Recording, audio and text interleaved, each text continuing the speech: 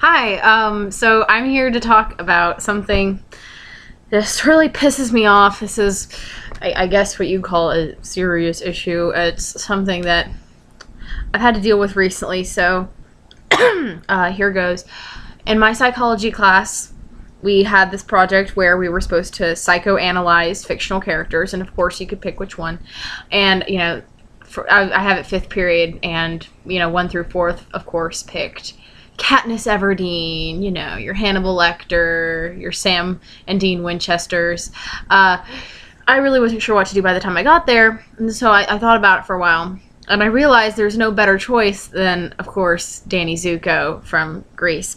Now, so I go up to my teacher, and he tells me, I love Grease. That's awesome. You're doing that. That's hilarious. And I go, yeah, I hate it. And he asks, why are you doing it if you hate it? And I'm like, no, you don't understand. It's a special kind of hate. I don't think he got it. So, but my real issues with the Grease don't lie with the plot, like with many people. I don't care. It's a romance plot. It is what it is.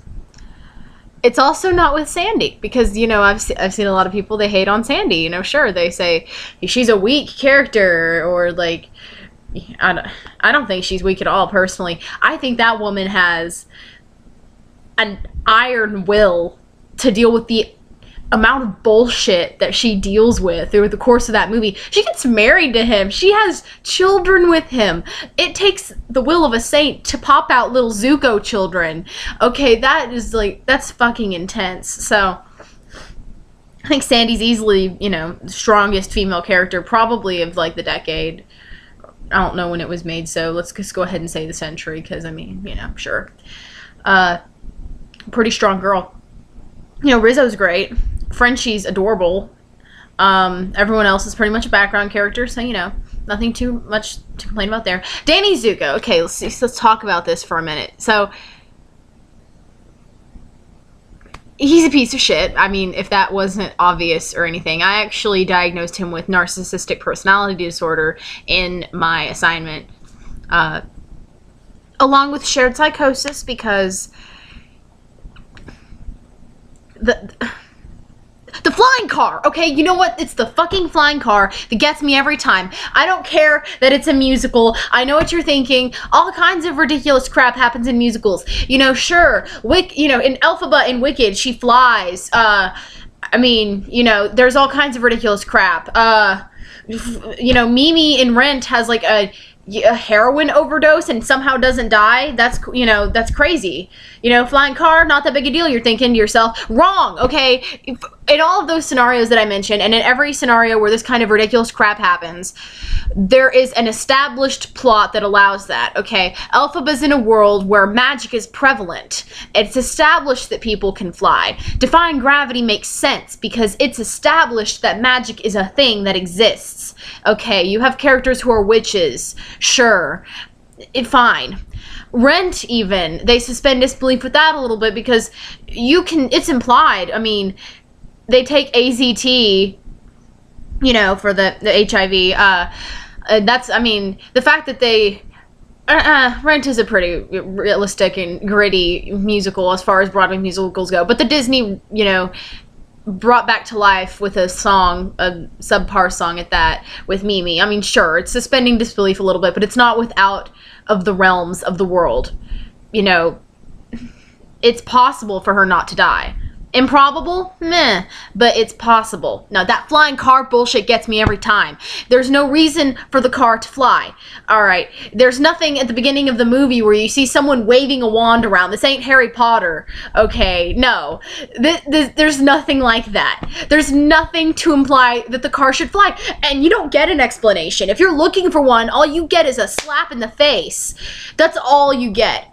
You don't get like a little side note like, oh, by the way, I guess it's just implied that their love is what made it fly. Well, that's just awesome, that's super. I fall in love with a douchebag and you too can make your car fly. Why does the car fly? It doesn't symbolize anything. It's not like it's making a point. It's not like it's saying it represents their life together or anything. You don't get to see what happens after. The car just lifts off of the ground and they're flying in the car and they look down at the people. They're waving up at them like, hey guys, what's going on? The car's fucking flying, but, you know, that doesn't matter. Apparently that's just, I mean, I guess if it's believable enough that a decent-minded, you know, level-headed young lady, you know, Sandy, is able to lower herself to Danny Zuko, I guess that I'm supposed to suspend my disbelief further with the car thing. I'm actually not sure which is harder to believe, because they're both pretty astronomical, but the car thing gets me every time. It just, you know, they're flying, and I half expect to, you know, the clouds that they're flying into, I half expect them to part and form into letters.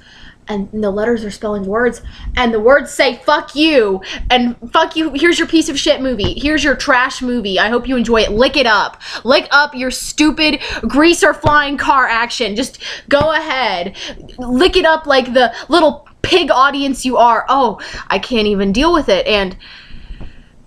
And that's not even the worst part. The worst part is probably, like, Sandy just puts up with so much. I realize I'm being a little unfocused here, I'm sorry. Sandy just puts up with so much, and finally, you know, she just decides, well, I gotta dress like a dominatrix to get this boy's attention. I mean, you know, people say, oh, well, that's not really fair. Danny only put on a sweater, and she dressed like, you know, a dom and started smoking and, you know, poofed up her hair, like, whatever. And then there's the fact that when he tried to get laid in the drive-in, he asked what was wrong with her when she didn't reciprocate, when they presumably hadn't known each other that long. I mean, they went from summer days to I'm going for the titty, and I mean, that's ridiculous. I hate Danny Zuko. I don't like him. What kind of person... I just feel for Sandy, because what kind of low self-image do you have that you look at this creature with a cigarette hanging out of his mouth, you know, and his fucking gross hair, and, you know, his stupid jacket thing, and you look at that, and he asks you on a date, and you go, yeah, okay, I can see myself doing that. Poor baby, I want to cradle you, I want to wrap you in cotton. And she's a smart, talented girl with some self-esteem issues, as evidenced by the reprise. And I just realized this has been going on for 7 minutes. I didn't know I had this much hate in my heart.